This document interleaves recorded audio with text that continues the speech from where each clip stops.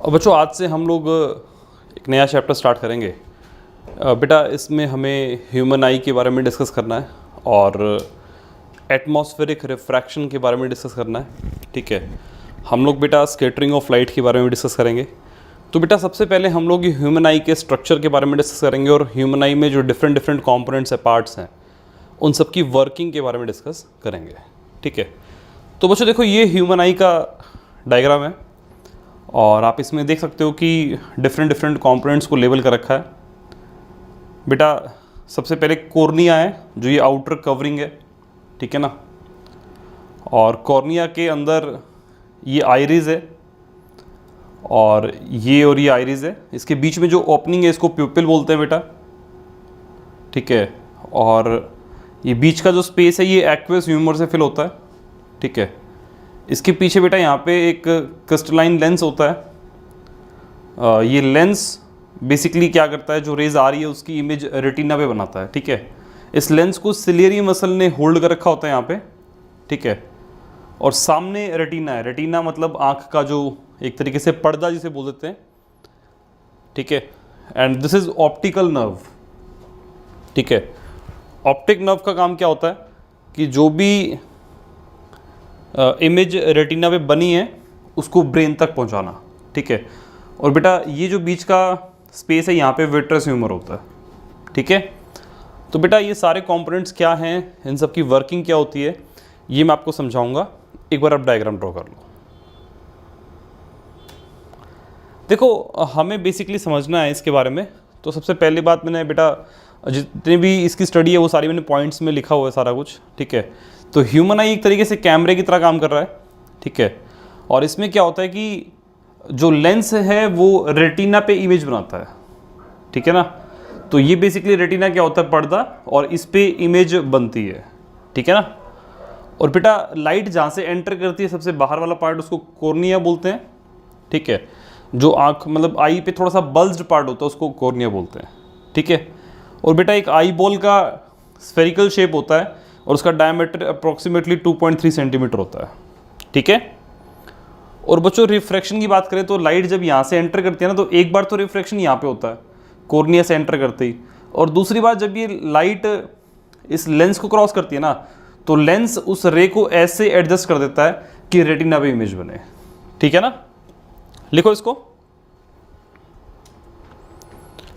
अब बच्चों यहाँ पे एक बात और आपको समझनी है। ठीक है, वो क्या है कि यहाँ पे ये दो आइरिस होते हैं। ठीक है ना, मतलब इस वाले को और इस वाले को हम आइरिस बोलेंगे, और इसके बीच में जो ये ओपनिंग है इसको प्यूपिल बोलेंगे।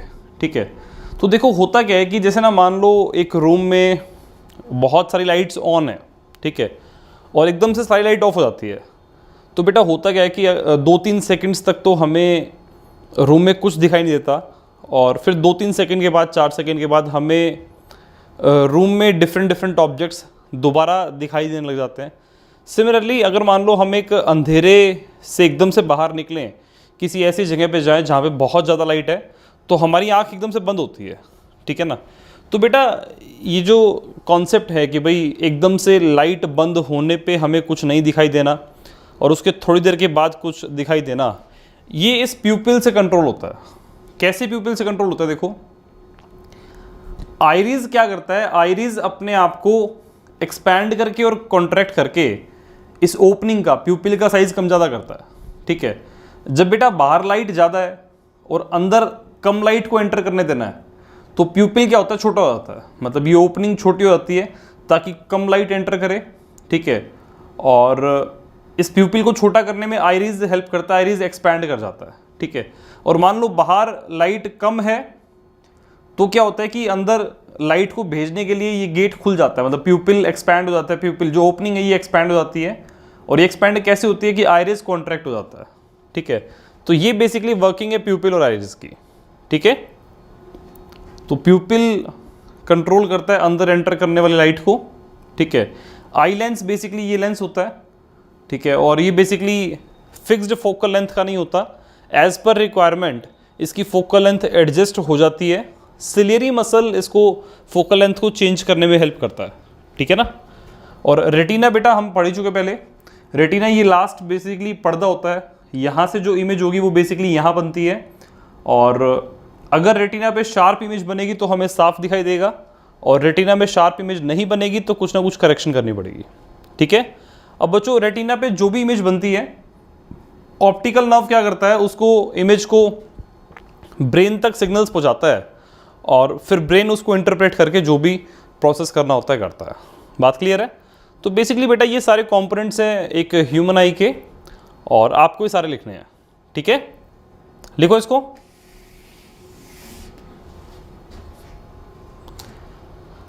अब बच्चों ह्यूमन आई की खास बात क्या होती है कि वो पास के ऑब्जेक्ट को देखना चाहे तो पास के ऑब्जेक्ट को देख सकता है, और दूर के ऑब्जेक्ट को देखना चाहे तो दूर के ऑब्जेक्ट को देख सकता है। ठीक है, तो बेटा इस प्रोसेस के अंदर जो हेल्प करता है वो क्या होता है, बेसिकली हमारी आई में जो लेंस होता है ना, उस लेंस की फोकल लेंथ एज पर रिक्वायरमेंट चेंज हो जाती है। ठीक है, हम जिस भी ऑब्जेक्ट पे ध्यान देंगे, अगर हम पास वाले ऑब्जेक्ट पे ध्यान देंगे तो लेंस की फोकल लेंथ पास वाले ऑब्जेक्ट के हिसाब से सेट हो जाती है, और अगर हम दूर वाले ऑब्जेक्ट पे ध्यान देंगे तो लेंस की फोकल लेंथ दूर वाले ऑब्जेक्ट के हिसाब से सेट हो जाती है। बात क्लियर है? तो बेटा इस प्रोसेस को, इस प्रॉपर्टी को बोलते हैं पावर ऑफ अकोमोडेशन। ठीक है, और बेटा एक नॉर्मल विजन में, नॉर्मल ह्यूमन बीइंग के लिए नियर पॉइंट डिफाइंड है 25 सेंटीमीटर, मतलब 25 सेंटीमीटर पे रखा हुआ ऑब्जेक्ट हमें साफ दिखाई देगा। अगर आप ऑब्जेक्ट को 25 सेंटीमीटर से कम पे रखेंगे तो उतना क्लियर दिखाई नहीं देगा। ठीक है, एंड सिमिलरली फार पॉइंट क्या होगा, इन्फिनिटी। नियर पॉइंट 25 सेंटीमीटर का होने का मतलब ये नहीं है कि अगर हम 15 सेंटीमीटर पे रखेंगे तो साफ दिखाई नहीं देगा। बेटा 15 सेंटीमीटर पे भी दिखाई तो देगा, पर आंखों पे थोड़ा स्ट्रेन आएगा। ठीक है ना। और बच्चों एक थोड़ा सा कैटरेक्ट के बारे में और आपको पता होना चाहिए। ओल्ड एज में क्या हो जाता है कि बेटा लेंस थोड़ा क्लाउडी हो जाता है, मिल्की हो जाता है। ठीक है, तो इस कंडीशन को कैटरेक्ट बोलते हैं। ठीक है, और इसमें या तो पार्शियल विजन हो जाता है या फिर कंप्लीट विजन का लॉस हो जाता है। ठीक है, और इसके लिए बेटा सर्जरी होती है, कैटरेक्ट सर्जरी, और उस तरीके से बेसिकली इस सिस्टम को, मतलब आई को कैटरेक्ट से रिमूव कर सकते हैं। बात क्लियर है? तो बच्चों ये पावर ऑफ अकोमोडेशन आपको पता होना चाहिए। ठीक है, और आप ये पॉइंट भी याद रखना कि जब सिलेरी मसल रिलैक्स होती है, लेंस पतला हो जाता है और फोकल लेंथ बढ़ जाती है, और इससे हमें दूर का ऑब्जेक्ट देखने में हेल्प मिलती है। ठीक है, क्वेश्चन ऑब्जेक्टिव बन के भी आ सकता है कि भाई दूर का दिखने पे एक सिलेरी मसल रिलैक्स्ड होगी या कॉन्ट्रैक्ट होगी। ठीक है, सिमिलरली अगर सिलेरी मसल कॉन्ट्रैक्ट होगी तो फोकल लेंथ किस तरीके से चेंज होगा, तो ये भी आपको याद होना चाहिए। ठीक है, लिखो इसको। बच्चों अब हम बात करेंगे ह्यूमन आई के डिफेक्ट्स के बारे में, और बेसिकली बेटा हमें 3 डिफेक्ट्स के बारे में स्टडी करना है, मायोपिया, हाइपरमेट्रोपिया एंड प्रेसबायोपिया। सबसे पहले मैं बेटा मायोपिया के बारे में डिस्कस कर रहा हूँ। तो मायोपिया को बेटा नियर साइटेडनेस भी बोलते हैं। ठीक है, और इसमें क्या होता है कि नियर बाय ऑब्जेक्ट तो क्लियरली विजिबल होते हैं, पर डिस्टेंट ऑब्जेक्ट क्लियरली विजिबल नहीं होते। ठीक है ना। इसका मतलब क्या है कि जो फार पॉइंट है, जो इन्फिनिटी होना चाहिए, वो इन्फिनिटी ना होकर के कुछ कम हो जाता है। ठीक है, और इसमें बेटा इन्फिनिटी से जो रेज आती हैं उसकी इमेज रेटिना पे ना बन करके रेटिना से कुछ पहले बनती है। तो बेसिकली ये डायग्राम है हमारा एक मायोपिक आई के फार पॉइंट का, मतलब यहाँ तक की इमेज तो आपको यहाँ पे साफ दिखाई दे रही है, और इस मायोपिक आई से अगर इन्फिनिटी की ऑब्जेक्ट को देखा जाए तो इमेज पहले ही बन जाती है। ठीक है, तो बच्चों इसके रीजंस ये बोले जाते हैं, it is due to excessive curvature of eye lens या फिर एलोंगेशन ऑफ आई बॉल। ठीक है, इन दोनों में से रीज़न हो सकता है। और बेटा मायोपिक डिफेक्ट को करेक्ट करने के लिए कनकेव लेंस का यूज़ किया जाता है, मतलब यहाँ पे कनकेव लेंस लगा देते हैं। ये कनकेव लेंस क्या करता है कि इन्फिनिटी से आने वाली रेज को आई को फील कराता है कि वो इन्फिनिटी से नहीं आ रही, ओ से आ रही है। ठीक है, और ओ से जब आई को फील होगा तो आई क्या करेगी, उसकी इमेज रेटिना पे बना देगी और क्लियरली ऑब्जेक्ट विजिबल हो जाएगा। बात क्लियर है? लिखो इसको। नेक्स्ट है बेटा हाइपरमेट्रोपिया, और हाइपरमेट्रोपिया में क्या होता है कि नियर पॉइंट जो होता है वो दूर चला जाता है। ठीक है ना, मतलब पास का साफ दिखाई नहीं देता और दूर का साफ दिखाई देता है। ठीक है, तो बेसिकली बेटा ये है, देखो नियर पॉइंट एक हाइपरमेट्रोपिक आई का, मतलब ये यहाँ से तो इमेज विजिबल है, और अगर नियर पॉइंट मतलब 25 सेंटीमीटर पे कोई ऑब्जेक्ट रखें तो उसकी इमेज रेटिना पे ना बन करके कुछ पीछे बन रही है। ठीक है, तो बच्चों इसको करेक्ट करने का तरीका क्या होता है, यहाँ पे एक लेंस लगाते हैं, कन्वेक्स लेंस, और कन्वेक्स लेंस क्या करता है, 25 सेंटीमीटर पे रखे हुए ऑब्जेक्ट को फील कराता है कि यहाँ से है वो, ठीक है, और यहाँ पे फील होने से आई क्या करती है, यहाँ पे इमेज बना देती है, ठीक है। तो आपको एक बात तो याद रखने की, हाइपरमेट्रोपिया होता क्या है, दूसरा आपको ये याद रखना कि इसके रीजंस क्या होते हैं, the focal length of the eye lens is too long, या फिर eye ball become too small, ठीक है। और आपको ये पॉइंट और याद रखना है कि इस टाइप के डिफेक्ट को करेक्ट करने के लिए कन्वेक्स लेंस का यूज होता है एप्रोप्रिएट पावर का, ठीक है, लिखो इसको। नेक्स्ट बच्चों हम प्रेस बायोपिया की बात करेंगे। बेटा एज के साथ साथ क्या होता है कि सिलियरी मसल जो लेंस की फोकल लेंथ को एडजस्ट करती है ना एज पर रिक्वायरमेंट, जिसे हम पावर ऑफ अकोमोडेशन बोलते हैं, वो कम हो जाता है, ठीक है ना।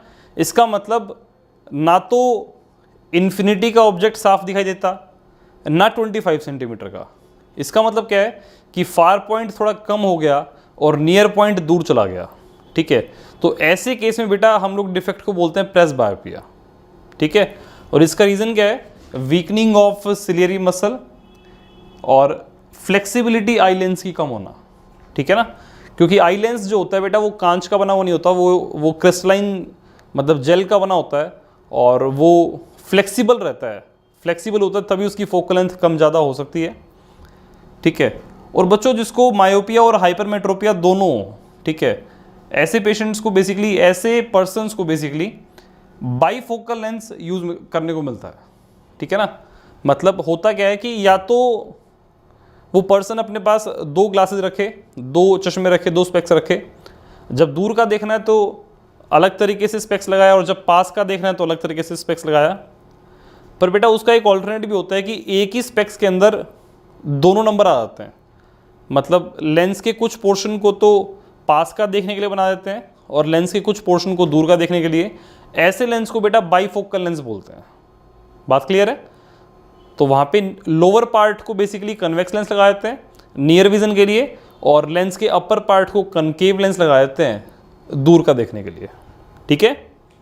लिखो इसको, करो सोल्व। देखो एक पर्सन को दो पावर चाहिए, एक पावर P1 दे रखी है -5.5 डायोप्टर डिस्टेंट विजन के लिए, और पास वाली विजन के लिए पावर चाहिए +1.5 डायोप्टर।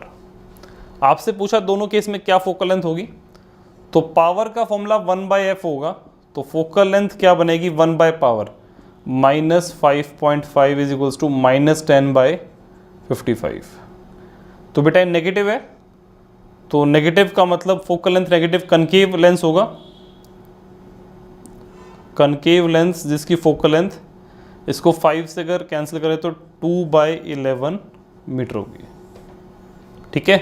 अब मैं इस केस को देखता हूँ, तो पावर क्या बनेगी 1/f2, तो f2 बनेगा 1/1.5, तो ये बनेगा 2/3 metre, and this focal length is positive, तो ये होगा convex lens with focal length 2/3 metre. बात क्लियर है? लिखो इसको।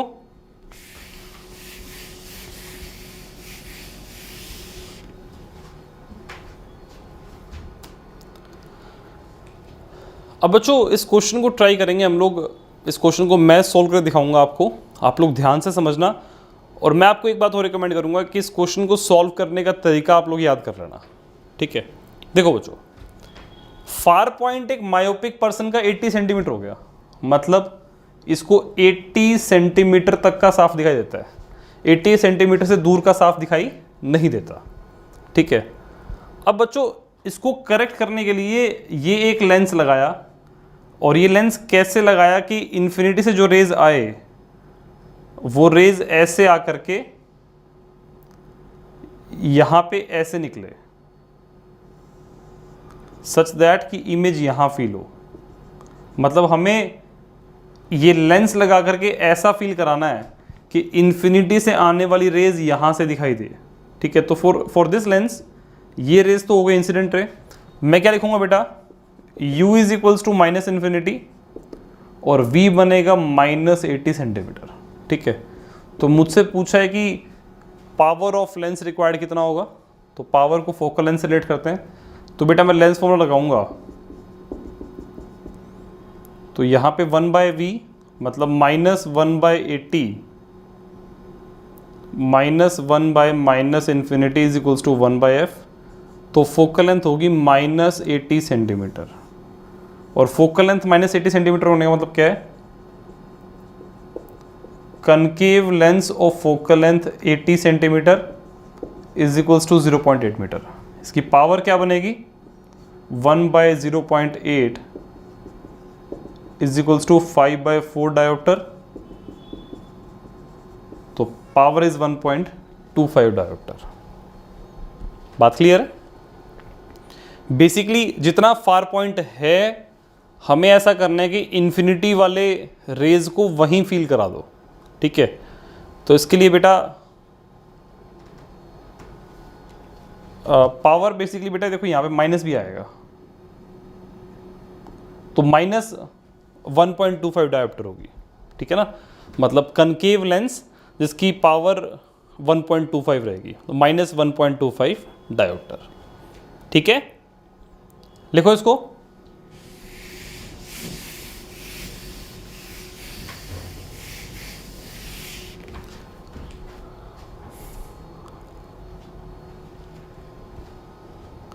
अब देखो बच्चों, यहाँ पे एक हाइपरमेट्रोपिया के ऊपर क्वेश्चन है कि नियर पॉइंट जो है ना वो 1 मीटर पे शिफ्ट हो गया, ठीक है। तो दिस डिस्टेंस इज 1 मीटर या फिर 100 सेंटीमीटर, ठीक है। अब नॉर्मल जो होता है वो होता है 25 सेंटीमीटर पे। हमसे पूछा है कि कितनी फोकल लेंथ का लेंस रिक्वायर्ड है, ठीक है।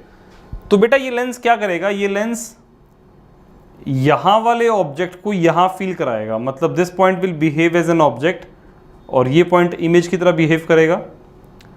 And this distance is 100 centimetre और ये बनेगा 25 सेंटीमीटर। तो बेटा इस लेंस के लिए देखो क्या होगा, u is -25, v is -100 and f is equals to question mark. तो 1/v - 1/u is equals to 1/f, -1/100 plus 1/25 is equals to 1/f। तो यहां से 1/f क्या बनेगा,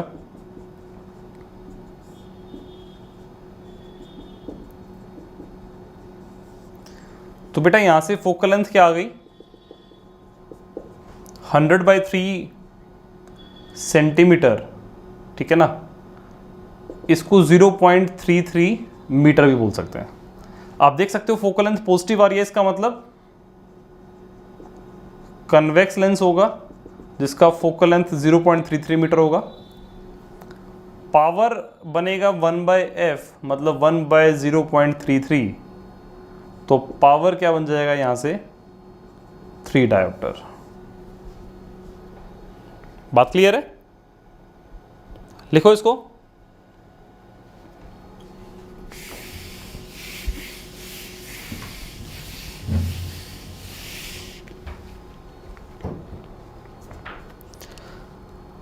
बच्चों अब हम बात करेंगे प्रिज्म के बारे में, और प्रिज्म के बारे में ज़्यादा डिटेल डिस्कशन हमारे 10th क्लास के सिलेबस में नहीं है, थोड़ा सा आपको आइडिया होना चाहिए बस। तो बेटा ऐसा एक 3 डायमेंशनल स्ट्रक्चर प्रिज्म होता है, और इसमें क्या होता है बेटा, देखो यहाँ से लाइट को इंसिडेंट करते हैं। ये लाइट पहले ऐसे बेंड होती है फिर ऐसे बेंड होती है, तो दिस एंगल इज I, इस एंगल को बोलेंगे R1, इस एंगल को बोलेंगे R2, ये वाला एंगल E होगा।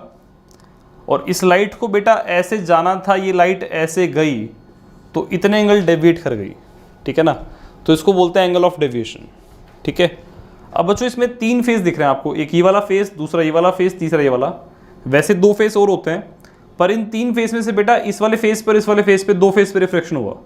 इन 2 फेस पे रिफ्रैक्शन हुआ तो इन दोनों फेस के बीच का एंगल क्या होगा, एंगल ऑफ प्रिज्म। बात क्लियर है? तो बेसिकली बच्चों इन एंगल्स के बीच में रिलेशन होता है, ये हम सारा 12th क्लास में डिस्कस करते हैं। अभी के लिए आपको बस इतना आइडिया होना चाहिए कि लाइट ऐसे एंटर करके ऐसे बाहर निकल रही है, ठीक है। लिखो इसको।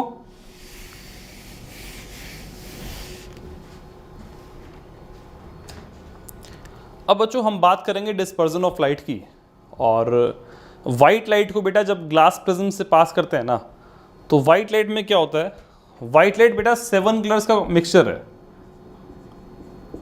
और ये 7 कलर्स क्या होंगे, सारे के सारे कलर्स अलग अलग एंगल पे बेंड होंगे, ठीक है। इसका रीज़न क्या होता है कि ग्लास का रिफ्रैक्टिव इंडेक्स हर कलर के लिए अलग अलग होगा, तो हर कलर अपने अपने हिसाब से अलग अलग बेंड होगा, ठीक है। तो होता क्या है बेटा, वॉयलेट लाइट सबसे ज़्यादा बेंड करती है, रेड सबसे कम, तो ये पूरा बैंड बन जाता है विबग्योर। बात क्लियर है?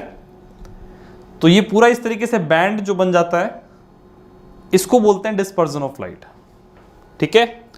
अब बच्चों इसमें एक काम और होता है, मान लो व्हाइट लाइट को इंसिडेंट करा एक मतलब ग्लास प्रिज्म में, तो इस प्रिज्म ने व्हाइट लाइट को विबग्योर में स्प्लिट किया।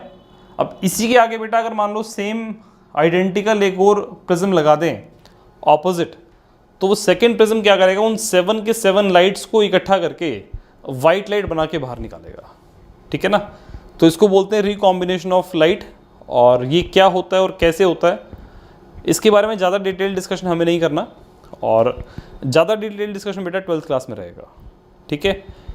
12th क्लास में रिजल्ट्स होते हैं कि क्या कंडीशंस होती है इसके कॉम्बिनेशन की, तो वो हमें अभी 10th क्लास में डिस्कस नहीं करनी है, ठीक है। लिखो इसको।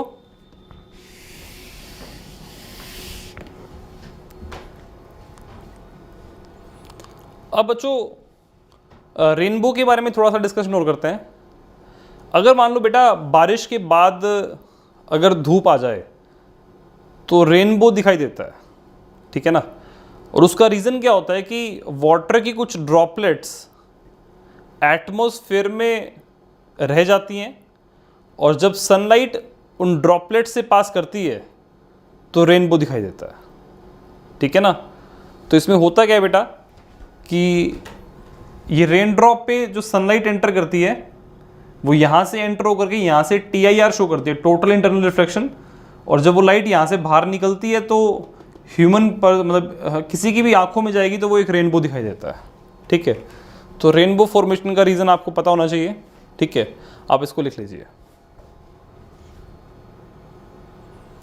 अब बच्चों हमें एटमॉस्फेरिक रिफ्रैक्शन के बारे में डिस्कस करना है, और एटमॉस्फेरिक रिफ्रैक्शन में हम लोग सबसे पहले ट्विंकलिंग ऑफ स्टार्स के बारे में डिस्कस करेंगे, ठीक है। तो देखो क्या है कॉन्सेप्ट, जैसे मान लो यहाँ पे स्टार है एक, ठीक है, यहाँ पे स्टार है और ये कोई अर्थ पे कोई पर्सन है। बेटा स्टार से निकली हुई लाइट क्या करेगी, इस पर्सन की आंखों में आएगी, और जैसे ही वो एटमॉस्फेयर में आएगी ना, वो लाइट स्ट्रेट ना जाकर कुछ बेंड हो जाएगी, ठीक है। तो इस पर्सन को क्या लगेगा, जो लाइट बेंड होकर के आ रही है उसको स्ट्रेट फील होगा, तो लगेगा कि यहाँ से रेज आ रही हैं, ठीक है ना। मतलब होता क्या है कि इसकी एक्चुअल पोजीशन तो ये होती है, पर हमें स्टार फील यहाँ पे होगा। अब बेटा एक और बात क्या होती है, इस लेयर के अंदर, इस पोर्शन के अंदर एटमॉस्फेयर हमेशा चेंज होता जा रहा है। एटमॉस्फेयर के चेंज होने से मतलब इस पोर्शन का रिफ्रैक्टिव इंडेक्स चेंज हो रहा है, और रिफ्रैक्टिव इंडेक्स चेंज होने से क्या होगा कि इस स्टार की जो अपरेंट पोजीशन यहाँ पे है, ये पोजीशन भी चेंज होती जा रही है, ठीक है ना। अब ये पोजीशन चेंज होती जाएगी, इसके लिए हमें क्या लगेगा कि स्टार ट्विंकल कर रहा है, ठीक है। हमें इसकी इंटेंसिटी भी कम ज़्यादा दिखाई देती है, ठीक है। कभी लाइट कम आ रही है, कभी लाइट ज़्यादा आ रही है, तो इस तरीके से हमें स्टार ट्विंकल करता हुआ दिखाई देता है, ठीक है। तो आपको बेटा ये सारा कुछ याद रखना है।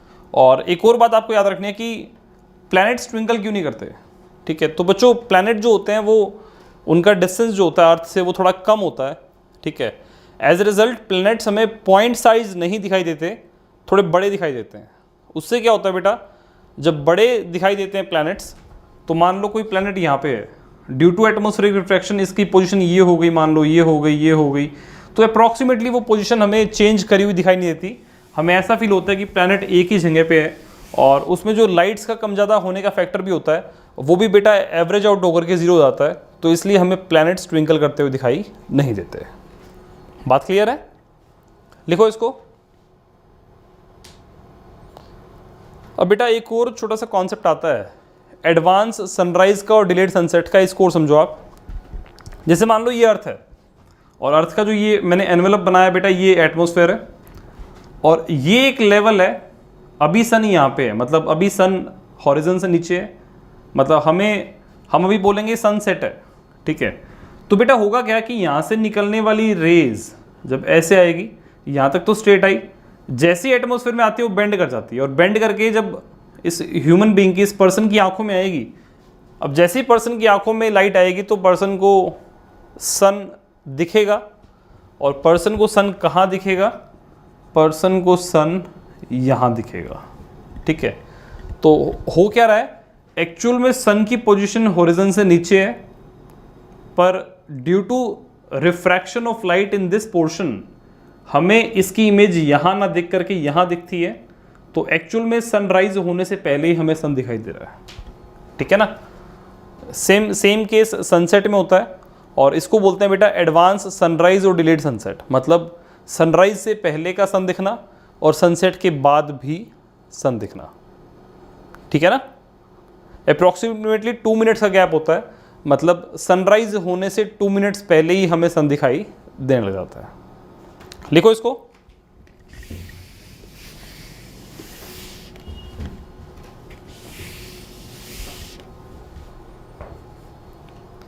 अब बच्चों हम लोग स्कैटरिंग ऑफ लाइट के बारे में डिस्कस करेंगे, और ये तो आप लोगों ने क्लास 9th में भी पढ़ा था केमिस्ट्री में।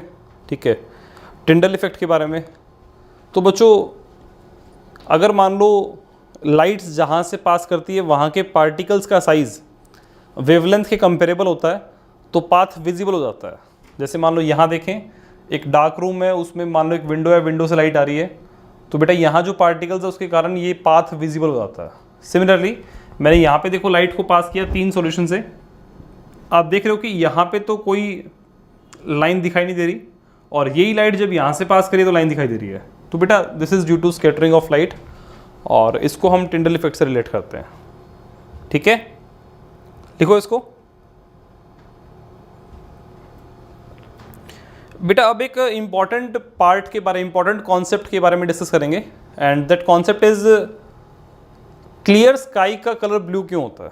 ठीक है, तो बेटा मैं आपको ये कॉन्सेप्ट एक बहुत ही इंपॉर्टेंट, बहुत ही छोटी सी एक्टिविटी से सिखाऊंगा। ठीक है, जैसे मान लो व्हाइट लाइट की बात करें, ये 7 कलर्स का मिक्सचर है विबग्योर। ठीक है, अब मैं कहता हूं कि हमारे पास एक कॉइन है, मैंने क्या किया, इस कॉइन के 7 पार्ट्स कर दिए।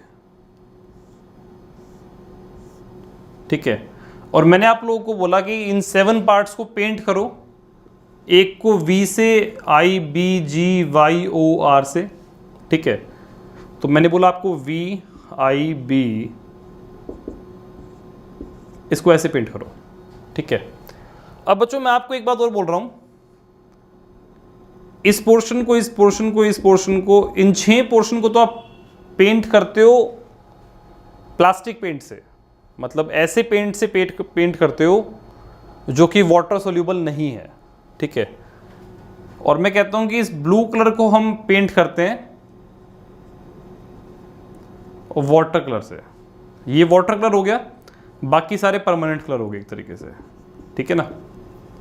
और बच्चों मैं क्या कहता हूं कि हमारे पास एक बीकर है, बीकर में पानी है, और इस कॉइन को इसमें डाल दो।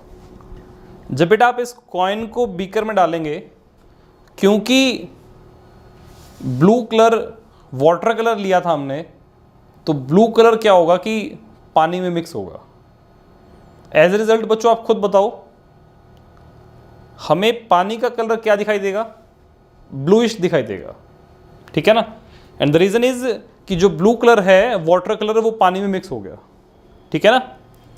तो बच्चों सेम कॉन्सेप्ट कुछ वाइट लाइट के साथ होता है, और स्काई से क्यों हमें बेसिकली ब्लू लाइट दिखाई देती है।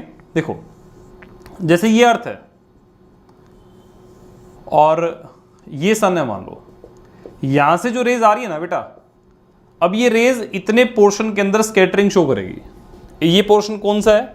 ये पोर्शन वो है जहां पे एटमॉस्फेयर है।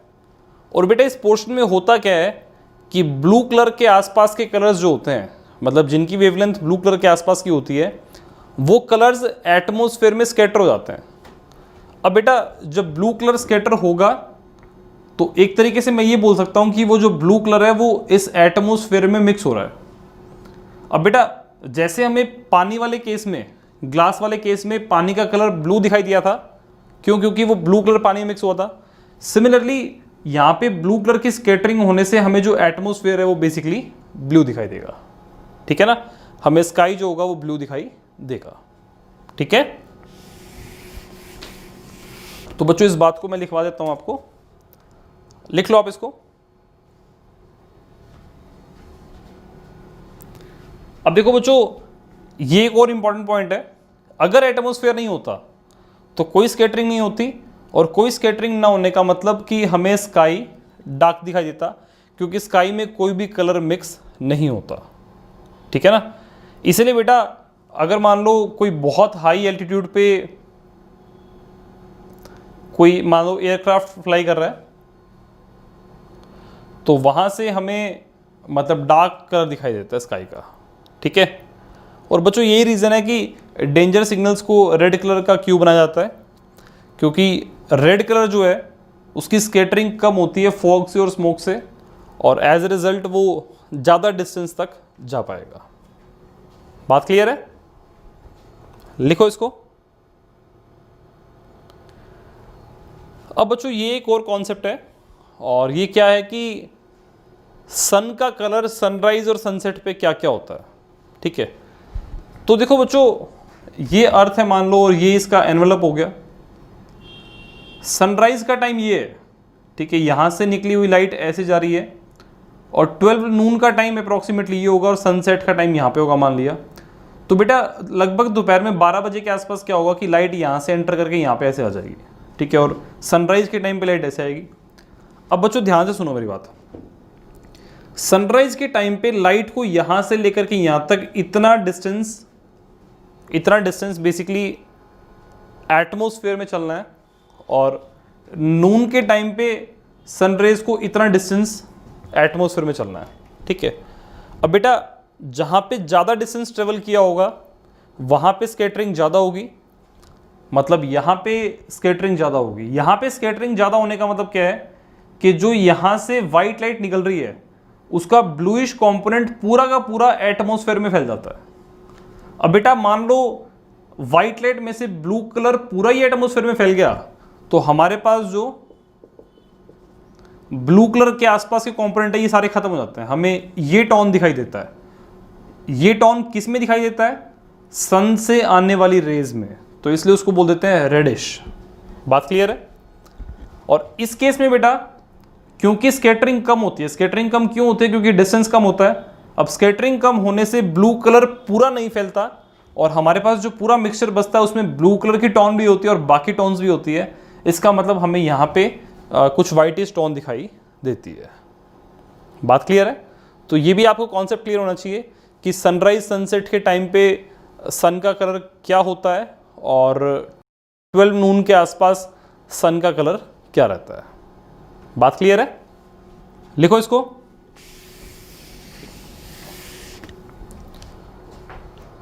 तो बच्चों आज की क्लास में हम लोगों ने ह्यूमन आई के बारे में डिस्कस किया, और कुछ एटमॉस्फेरिक रिफ्रैक्शन और स्कैटरिंग के बारे में डिस्कस किया। बेटा इस चैप्टर में न्यूमेरिकल्स तो ह्यूमन आई के ऊपर बेस्ड ही बनते हैं, और वो न्यूमेरिकल्स कैसे बनते हैं वो मैंने आपको बता दिए। आप उन न्यूमेरिकल्स को याद रखिएगा कि बाय चांस अगर उस टाइप का क्वेश्चन आ जाए तो हमें किस तरीके से सॉल्व करना है। और उसके अलावा बेटा थ्योरेटिकल क्वेश्चंस बनते हैं इन सभी कॉन्सेप्ट्स पे, आपको ये सारे कॉन्सेप्ट अच्छे तरीके से याद होने चाहिए।